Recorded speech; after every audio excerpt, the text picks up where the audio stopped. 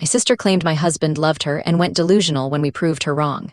She lied online. I exposed the truth, set family rules and pushed her into therapy, but she never expected who would confront her next. If this story pulled you in, please subscribe to Velvet Stories so you don't miss the next one. It all started when my sister Chloe kept saying weird stuff about my husband Ryan. Not subtle stuff either. She'd literally tell people at family dinners that Ryan was obviously in love with her. The evidence: he helped her move a couch once. He fixed her laptop when it crashed. He jumped her car battery that one time in the parking lot. Normal stuff any decent person would do for their sister-in-law, but Chloe turned it into some romantic fantasy. "Do you see how fast Ryan came when I called about my car?" she'd say at dinner. "He dropped everything." My mom would look uncomfortable. My dad would clear his throat. I'd sit there trying not to throw my fork at her. "He's my husband, Chloe. He's being nice." "Nice, please. Men don't do that much for women they're not interested in. He does that much for me because I'm his wife." "But he does it for me too," she'd say with this little smile. "What does that tell you?" "It tells me you're delusional." She'd laugh. "You're so naive." Ryan would text me asking if I needed anything from the store, and she'd lean over to look. "See, he's thinking about coming here. He wants an excuse to see me. That's my grocery list, Chloe. He's asking if I need milk." She kept escalating it. When Ryan helped her install a ceiling fan because her landlord wouldn't, she posted about it. "So blessed to have someone who drops everything for me." When people asked who, she'd be coy about it. "Someone special." My friends started asking me questions. "Your sister posts about Ryan a lot. Is everything okay?" Everything was not okay. I tried talking to Ryan about it and he was oblivious. "She's just joking around," he said. "She's not joking. She told my cousin you have feelings for her." He looked genuinely shocked. "What? Why would she say that?" "Because you keep helping her with stuff." "So, she's your sister. I'd be a jerk if I didn't help." That's when I got the idea. What if you were a jerk? What if you stopped helping completely? Didn't want to at first, but after Chloe told his brother that there was definitely chemistry between them, he agreed. The next time Chloe called about her Wi-Fi not working, Ryan said he was busy. She called me immediately. "Ryan won't come fix my internet, okay? He always fixes my tech stuff. Not anymore." 2 days later, she called him about moving furniture. He said no. She showed up at our house. "What's wrong with Ryan?" she asked. "Nothing's wrong with him. He won't help me with anything anymore. He's being so cold." "Interesting. When a man stops dropping everything for you, you notice, huh?" She got defensive. "I don't know what you're implying." "I'm not implying anything. You said men only help women they're interested in. Ryan's not helping you. What does that tell you?" She tried another angle at the next family dinner. "Ryan's been so mean to me lately," she announced to everyone. "Won't even help me move one tiny bookshelf." My uncle laughed. "Why would Ryan move your furniture? He's not your husband, but he always helps me. He's so good at that stuff." My aunt chimed in. "Maybe he's busy with his own house." Chloe looked frustrated. "He's not too busy. He helped his coworker fix her fence last week." I jumped in. "Yeah, Tim asked him to help his wife with that. Tim couldn't do it because of his back surgery, so he helps other women, just not me." Chloe said. "He helps people when their actual partners can't." "You're single, Chloe. You don't have a partner whose husband needs to step in." She was getting red. "This is about what I said before, isn't it? About what you've been saying for months, that my husband is in love with you." "Yeah, that." Everyone at the table got quiet. My mom finally spoke. "Chloe, you've been saying that. It was just a joke." "Really?" "Because you told my hairdresser he was going to leave me for you eventually. You told our cousin that he texts you constantly. He's never texted you first in his life." Chloe looked around the table for support but found none. My dad shook his head. "That's inappropriate, Chloe." She tried one more time. "Fine, I was wrong. Can Ryan please just go back to normal?" "Normal meaning what?" I asked. "Helping you with everything while you tell people he wants you." She didn't answer. I thought that was the end until I found her Facebook announcement. I opened Facebook that night and there it was at the top of my feed.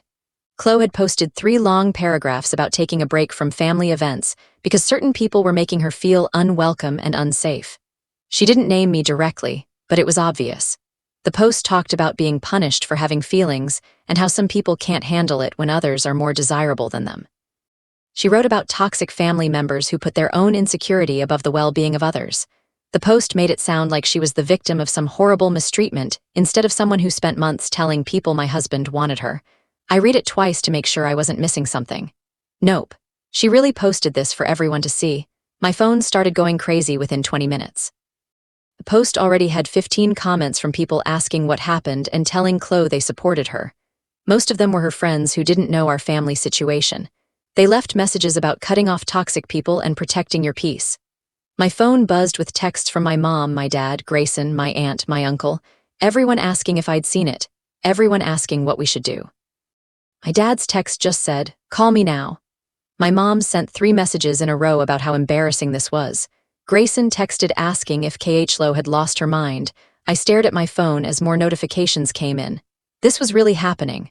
Chloe took our private family issue and made it a public drama. I took screenshots immediately before she could delete anything.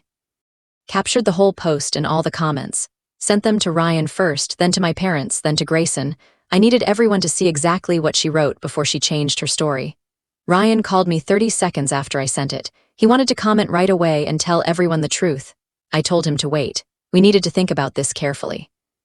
If we just reacted without a plan, Chloe would twist it into more proof that we were attacking her.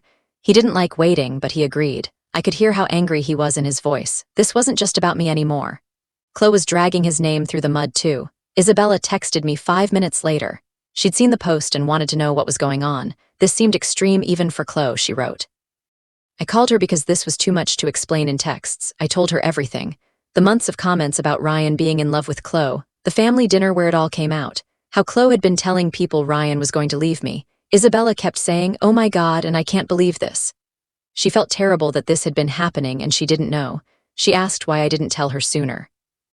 Didn't have a good answer. I guess I kept hoping it would just stop on its own. That was stupid. It obviously wasn't going to stop. My mom called crying before I even finished talking to Isabella. I had to tell Isabella I'd call her back. My mom was upset about the Facebook post making our family look broken and messed up. She wanted to call Chloe right away and make her take it down. I told her that was a bad idea. If she called Chloe now, Chloe would just feel more like a victim. She'd say we were all ganging up on her and trying to silence her. That would make everything worse. My mom didn't want to just let the post sit there for everyone to see. I got that. It was horrible. But reacting emotionally was exactly what Chloe wanted. She posted it to get a reaction. We needed to be smarter than that. My mom finally agreed to wait, but I could tell it was killing her. I spent an hour writing my own Facebook post. I wanted to lay out the facts without attacking Chloe directly.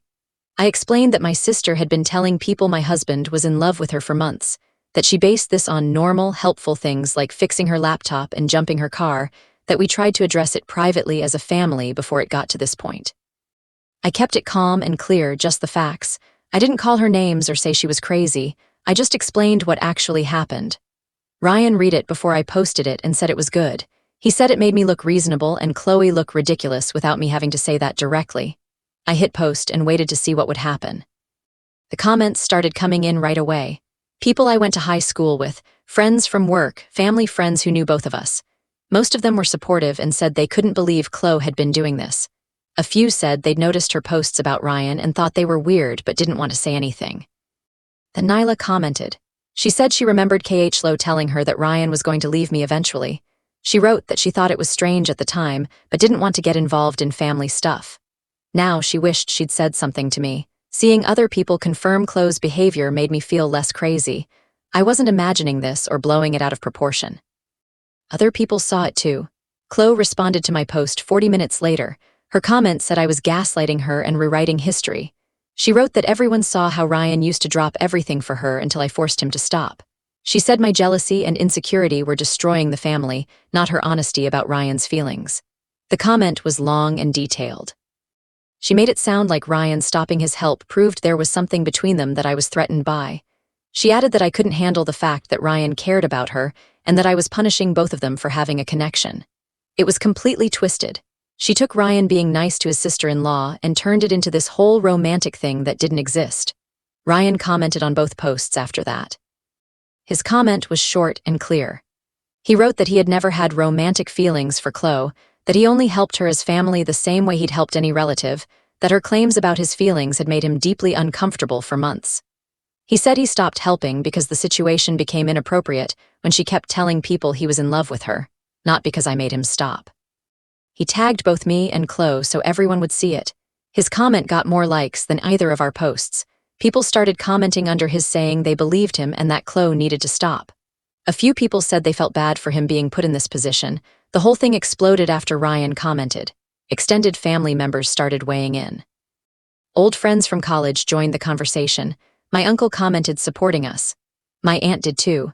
Some of Ryan's friends from work found the posts and commented. Most people were on our side, but a few distant relatives said we should handle family business privately. They wrote that airing this stuff on Facebook was shameful and made everyone look bad. One of my dad's cousins said we were all acting like children and needed to take this offline. I understood their point, but Chloe was the one who made it public first.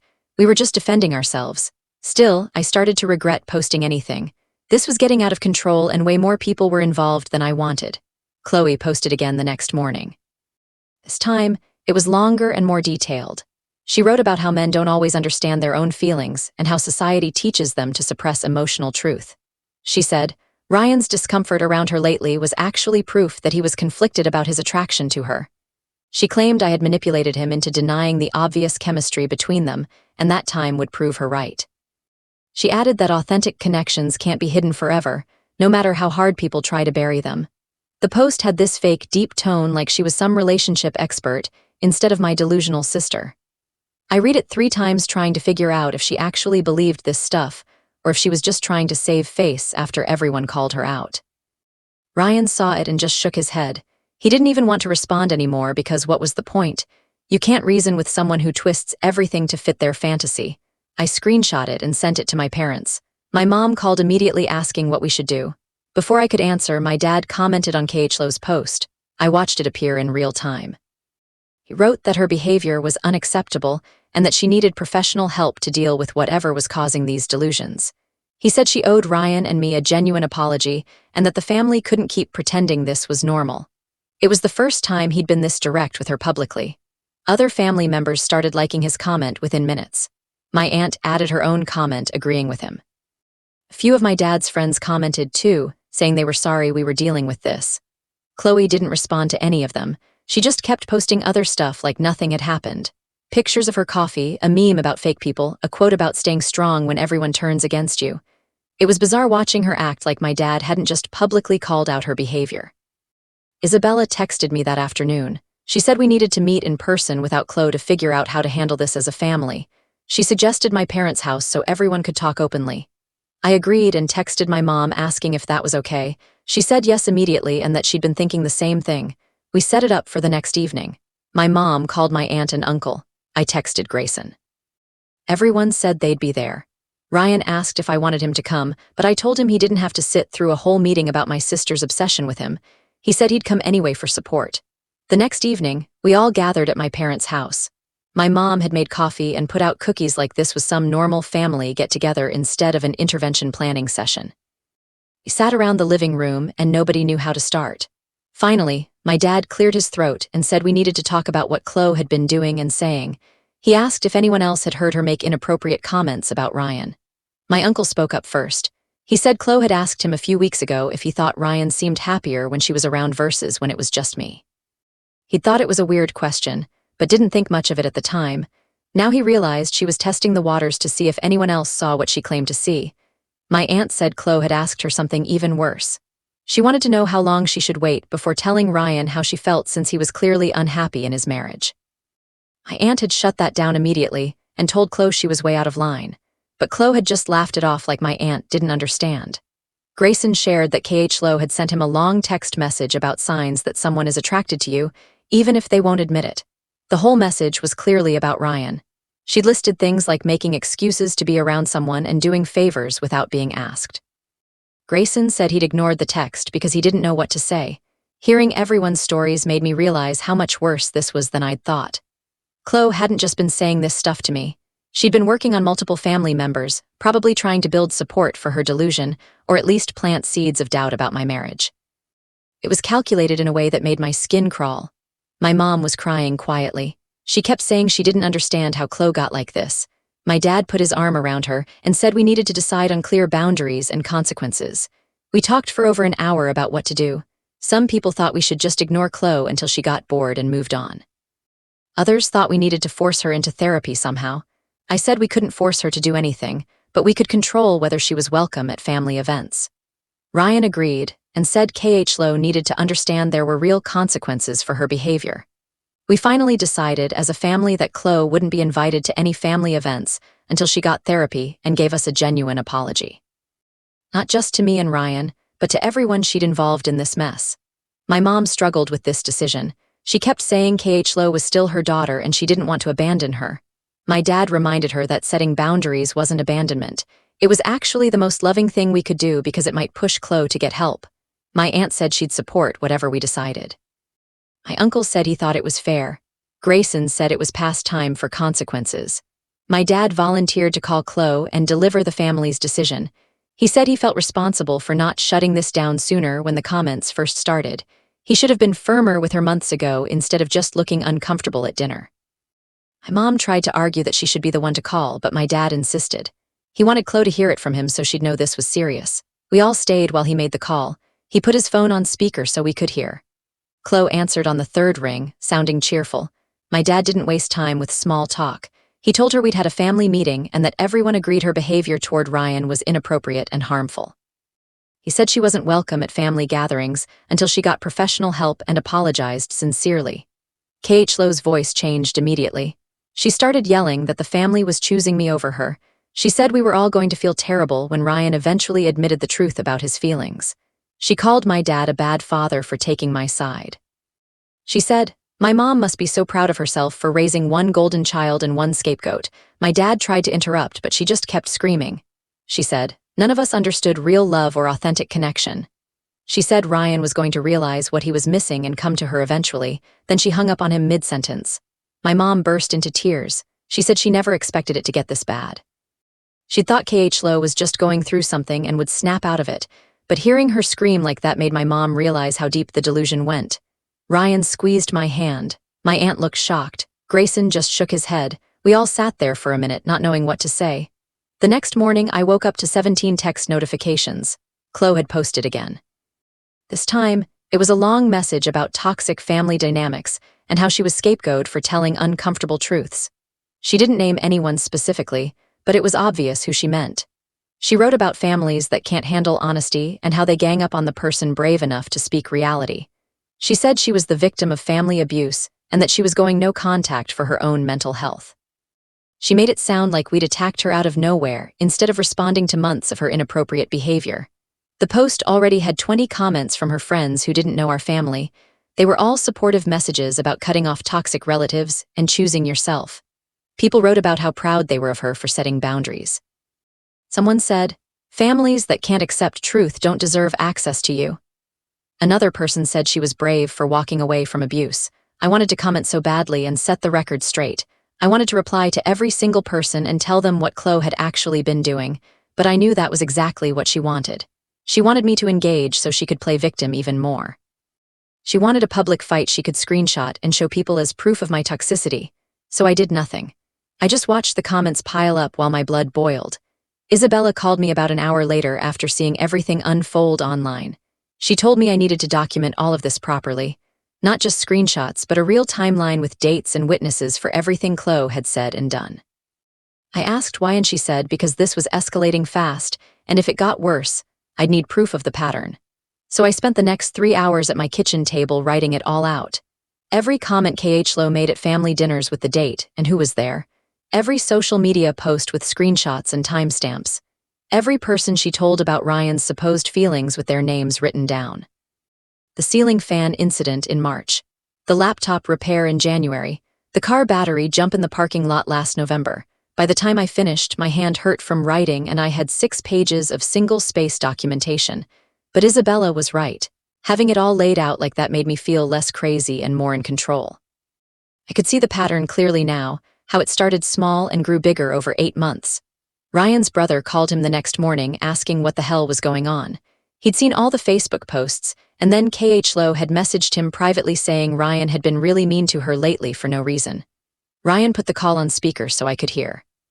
His brother sounded confused and concerned, asking if there was trouble in our marriage or something. Ryan explained the whole situation from the beginning, how Chloe had been making comments for months about him being in love with her, how we'd tried to handle it privately, how it exploded at the family dinner. His brother went quiet for a long time, then he said he had no idea any of this had been happening. He thought Chloe was just being dramatic about Ryan not helping her move furniture. He didn't know about all the other stuff, all the claims she'd been making to different people. He apologized for not taking it seriously when Chloe first mentioned chemistry between them. He said he thought she was joking around. That afternoon, I got messages from 2 of my friends. They both sent me screenshots of private messages. Chloe had sent them over the past week. The messages made my stomach hurt. Chloe told one friend that I'd always been jealous of her since we were kids and that I couldn't handle her being prettier and more fun. She told the other friend that my marriage was falling apart and I was blaming her instead of facing the truth about Ryan's unhappiness. She said I'd been controlling and manipulative our whole lives and that the family finally saw through me. She made herself sound like the victim of my lifelong abuse. Both friends said they were forwarding the messages because they seemed really off and they wanted to know what was actually true. They said they'd known me long enough to think something didn't add up, but they wanted to hear my side. I sent both friends the timeline document I'd written along with screenshots of Chloe's most wild claims. The ones where she said Ryan was going to leave me for her. The ones where she talked about their special connection and how he always dropped everything for her. The ones where she made normal, helpful actions sound like romantic gestures. My friends responded fast. One called me right away saying she was horrified and so sorry for even questioning what was happening. She said she had no idea Chloe had gotten this deep into whatever fantasy she was living in.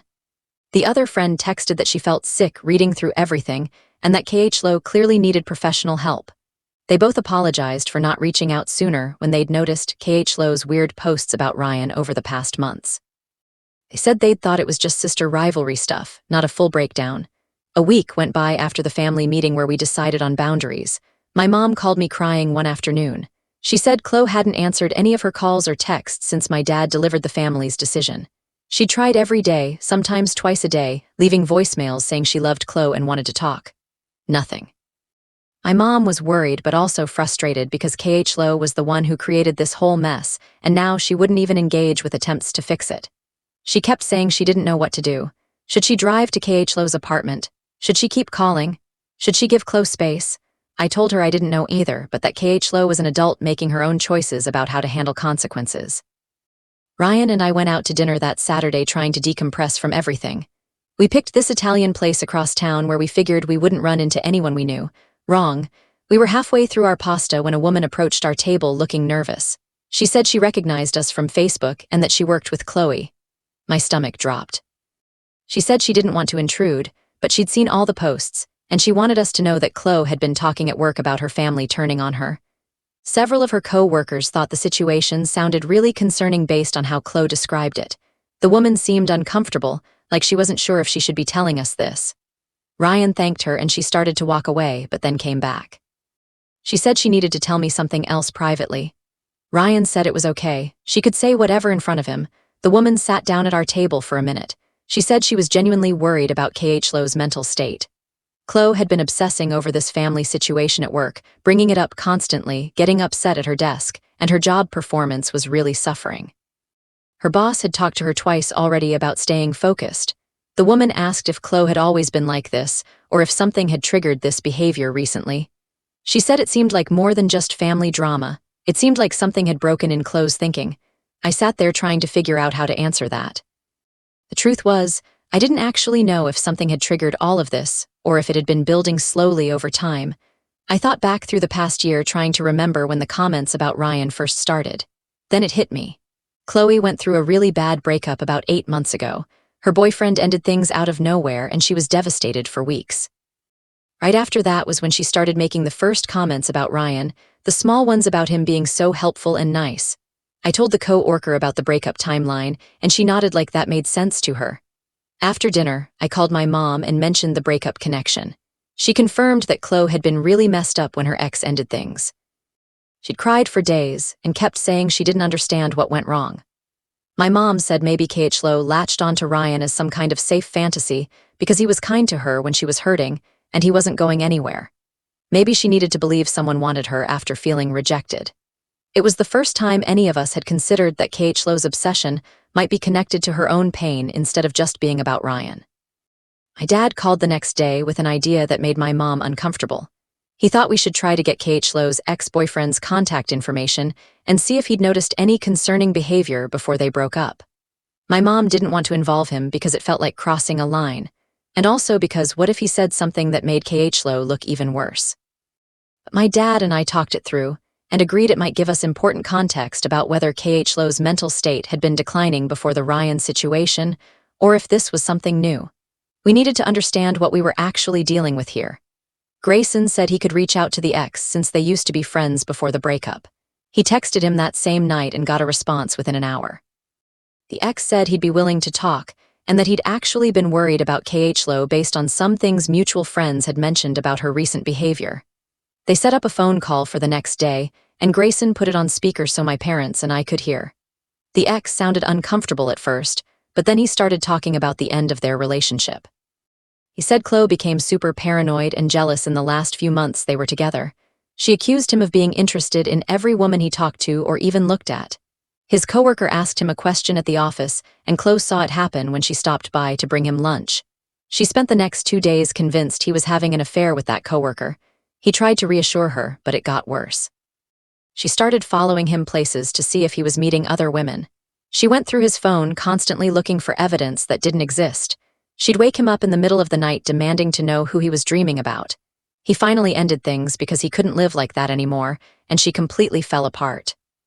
The ex said he felt terrible about how it ended, but he couldn't stay in a relationship where he was constantly being accused of things he wasn't doing. Grayson asked if KHLO had ever fixated on a specific person the way she was doing with Ryan. The ex said not exactly, but she did become convinced his brother was flirting with her at a family barbecue. His brother was just being friendly and polite, but Chloe interpreted every smile and casual comment as romantic interest. When the ex told her she was reading too much into normal behavior, she got mad and said he was jealous that his brother liked her. After we hung up with the ex, my mom sat there looking completely shocked. She kept saying she had no idea KHLO had been like that in her relationship. My dad pointed out that this wasn't just about Ryan anymore. This was clearly a pattern of Chloe seeing romantic interest where none existed and getting paranoid about relationships in general. I felt this weird mix of vindication and concern because on one hand, it proved I wasn't crazy for thinking KHLO's behavior was seriously wrong. But on the other hand, it meant my sister had real mental health problems that went way deeper than I'd realized. My mom finally admitted that Chloe needed professional help and not just family intervention. She said we needed to approach this as a mental health crisis instead of just bad behavior. My dad agreed and said we should reach out one more time to offer support specifically for getting therapy, but make it clear the boundary still stood. My mom called Chloe that afternoon and left a long voicemail. She said we loved her and wanted to help her get the support she needed, but that the family boundary would stay in place until she was willing to work on these issues with a professional. She offered to help find a therapist and even pay for sessions if money was the problem. 2 hours later, Chloe sent a text to the family group chat. It said we were all going to regret abandoning her when she needed us most, and that we'd see how wrong we were about everything. My mom started crying again. My dad looked exhausted. I just felt numb at that point because nothing we did seemed to get through to her. 3 weeks went by with no contact from Chloe. Then Isabella called me one afternoon, sounding really thrown off. She'd just seen Chloe at the grocery store, and Chloe had pretended not to see her. Isabella said she walked right past her in the produce section, and Chloe looked directly at her, and then looked away like they were strangers. Isabella said hello anyway because that's just weird to ignore someone you know, and Chloe walked away without responding. Isabella said it was completely unlike KHLO's normal, friendly personality, and it genuinely freaked her out. A few days after that, my aunt called with more news. Chloe had shown up at her house unannounced, asking if she could stay there for a while. When my aunt asked what was going on, Chloe admitted she couldn't afford her rent anymore. My aunt asked what happened to her job, and Chloe got defensive but eventually said she'd been written up twice for poor performance and would probably get fired soon. My aunt told her she could stay one night, but only if she agreed to follow the family's requirement about getting therapy and apologizing to Ryan and me. Chloe said she'd think about it. The next morning, my aunt woke up and Chloe was already gone. She'd left without saying goodbye or leaving a note. Later that day, Chloe posted on Facebook about family members who offer conditional love instead of real support. My aunt was hurt, but also relieved because she didn't want to deal with KHLO's drama in her own house. Then, I started hearing from mutual friends that Chloe had been telling people Ryan was texting her again. She apparently said he'd been apologizing for how he treated her and that they were working things out. I felt my stomach drop when I heard that because it was such an obvious lie. I asked Ryan about it, and he immediately pulled out his phone to show me. 0 texts to or from Chloe since the family dinner. 0 calls, 0 contact of any kind. He scrolled through everything to prove it, and I believed him. But I was furious that Chloe was out there actively lying about contact that wasn't happening. Ryan looked really serious and said we might need to send her a formal cease and desist letter if she kept making false claims about him. I hated that it had come to this, but I agreed that we needed to protect ourselves if she was spreading lies that could damage his reputation. We started looking up lawyers who handled this kind of thing. Before we could actually draft anything, my mom called sounding panicked. Chloe had just contacted her asking for money because she got fired from her job. My mom asked her what her plan was, and Chloe said she needed money for rent and groceries until she found something new. My mom told her she'd be happy to help with therapy costs, but not living expenses until Chloe addressed the family situation and got professional help. Chloe hung up on her without another word. My dad called me that evening and said he was going to Chloe's apartment the next morning to check on her, no matter how mad we all were, because someone needed to make sure she was okay. I told him to be careful and to call me if anything seemed really wrong. He showed up at her place around 1000 and texted me immediately. Her apartment was a complete disaster. Dishes piled in the sink, trash overflowing, clothes everywhere. Chloe answered the door in pajamas that looked like she'd been wearing them for days, and her hair was greasy and unwashed. My dad said she looked terrible and clearly hadn't been eating much based on how her clothes hung on her. He asked if he could come in and she just stepped aside without saying anything. Once inside, he found empty takeout containers covering the coffee table and the curtains were all closed, making the whole place dark and depressing. He sat down and asked her directly what was going on and if she was taking care of herself. Chloe started crying immediately. Not the defensive, angry crying from before, but this broken, exhausted crying that scared him. She admitted she knew Ryan didn't love her and probably never had. She said she couldn't stop herself from believing it because thinking someone cared about her felt better than facing the fact that she was completely alone after her breakup. She told my dad she'd ruined everything and didn't know how to take back all the things she'd said and done to our family. My dad held her while she cried and told her she needed immediate help and that we all still loved her, but she had to be willing to work on whatever was causing this. She kept saying she was so embarrassed and didn't know how things got so out of control. My dad called me from her apartment about 20 minutes later and asked if I'd be willing to talk to Chloe with him there to help keep things calm. Didn't want to at first because I was still so angry about everything she'd put us through, but then I heard Chloe crying in the background, and it wasn't the defensive anger she'd been showing for weeks. It was genuine distress and fear, and it made me realize she really was falling apart. I agreed to come over and got there within 30 minutes.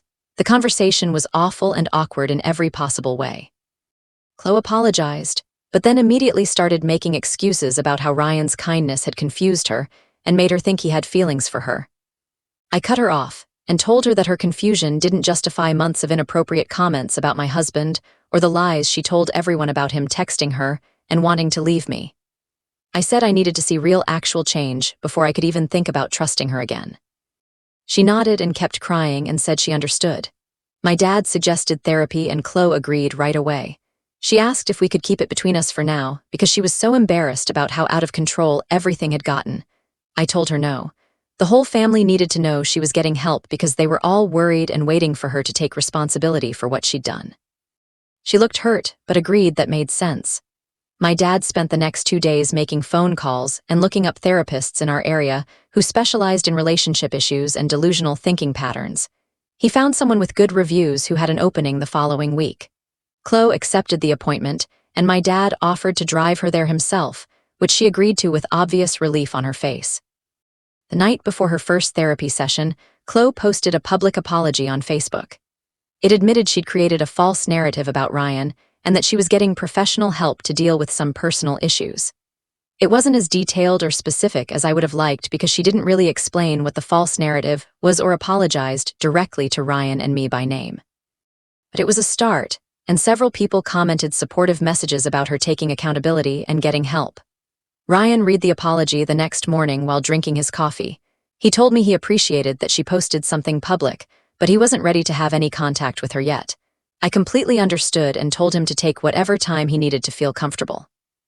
I said my relationship with Chloe going forward would be separate from his boundaries with her, and he didn't need to do anything he wasn't ready for. He seemed relieved that I wasn't going to push him to forgive her or interact with her before he was ready. Over the next month, Chloe kept going to therapy and sent me occasional text updates about what she was working on with her therapist.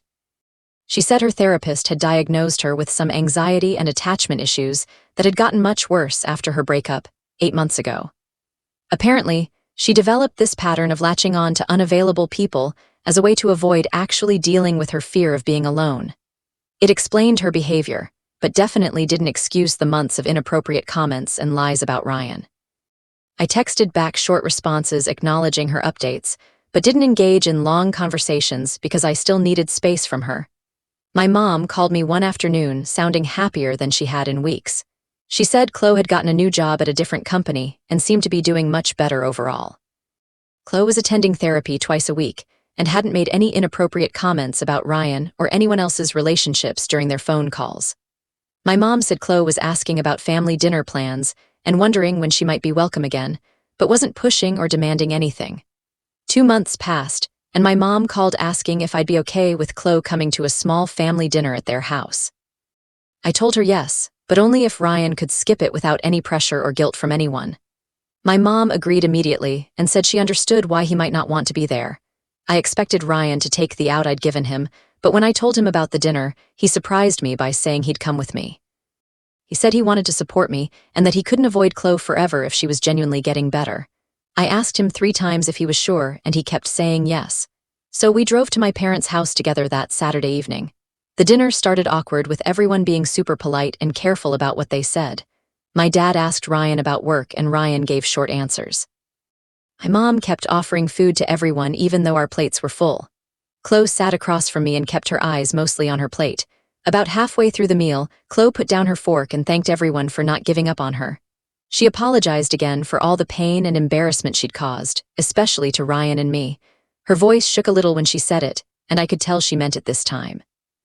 Ryan nodded at her, but didn't say anything back. He answered when she asked him to pass the salt, but he didn't try to make conversation with her. Chloe didn't push for more interaction or try to get his attention like she used to. She just accepted his distance and talked to my parents instead. It was the first time I'd seen her actually respect someone's boundaries instead of demanding attention. After we finished eating and my mom brought out dessert, Chloe asked if she could talk to me alone for a few minutes. I looked at Ryan and he nodded that it was okay. So I followed Chloe out to the back porch. She told me her therapist had helped her figure out that she was projecting her desire for a stable relationship onto Ryan. She said Ryan represented everything her ex wasn't, and that her brain had twisted his kindness into romantic interest because she desperately wanted someone reliable in her life. I listened without interrupting, and when she finished, I told her I appreciated her understanding what happened, but that rebuilding trust would take a long time. I said I needed to see consistent, appropriate behavior before I could really trust her again. She nodded and said she understood completely. She told me she wasn't expecting things to go back to normal quickly and that she knew she'd damaged our relationship badly. It was the most realistic thing I'd heard her say in months, and it made me think maybe therapy was actually helping. Over the next few weeks, Chloe kept her distance and focused on her own life instead of mine. My mom told me Chloe had gotten a roommate to help with rent and expenses. Then she mentioned Chloe was dating someone new, and it seemed much healthier than her previous relationship. Chloe posted about her new boyfriend on Facebook, but the posts were normal and didn't have any of that weird intensity her posts about Ryan used to have. She talked about actual dates they went on and things they did together, instead of making everything sound like some secret romance. 3 months after the Facebook incident, Ryan told me one morning that he was ready to be civil with Chloe at family events. But he said he'd never be comfortable helping her with things again, and that boundary was permanent. I told him that was completely fair, and that if Chloe needed help with anything in the future, I would handle it myself. He seemed relieved that I wasn't going to push him to go back to how things were before. I understood why he needed that boundary, and I was going to protect it no matter what. Isabella texted me saying she'd run into Chloe at a coffee shop downtown, and they'd had a totally normal conversation. She said Chloe had asked about her job and talked about her own work without any weirdness. Isabella told me Chloe had said she was grateful people were giving her a second chance, and that therapy had helped her understand herself better.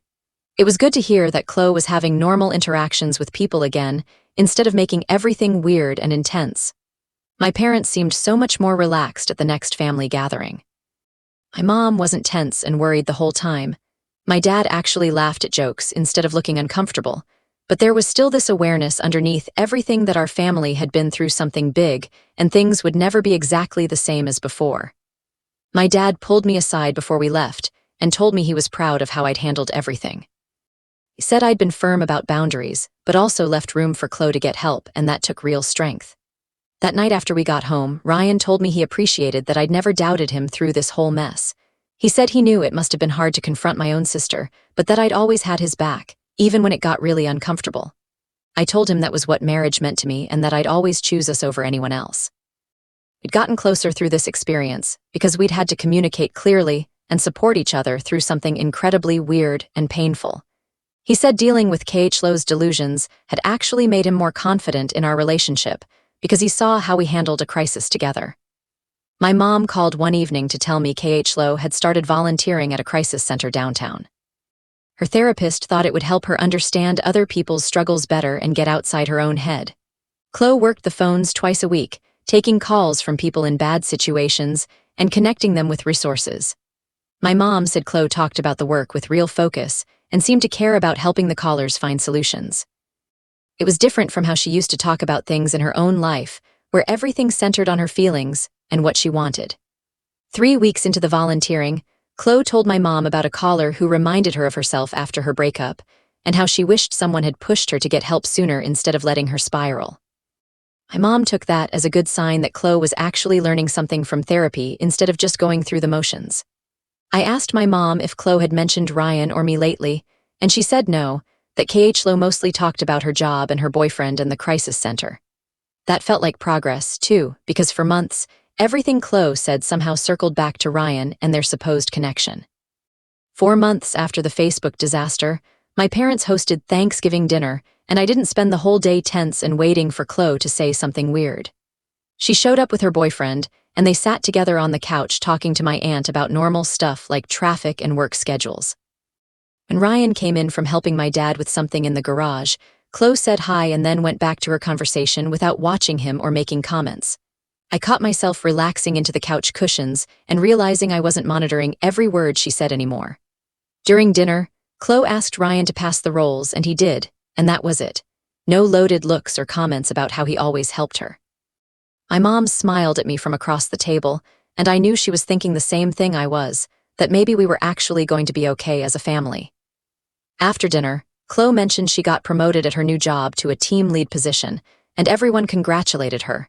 She seemed genuinely happy about it instead of using it as a way to get attention or make everything about her. Her boyfriend put his arm around her, and she leaned into him naturally, the way people do when they're actually comfortable together.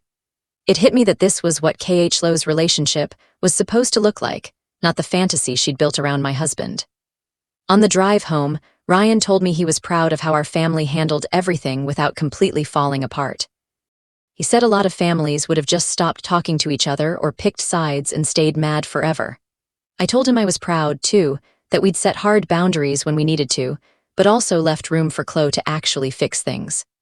My parents had backed us up when it mattered, and Chloe had done the real work of getting help instead of just apologizing and going back to the same patterns.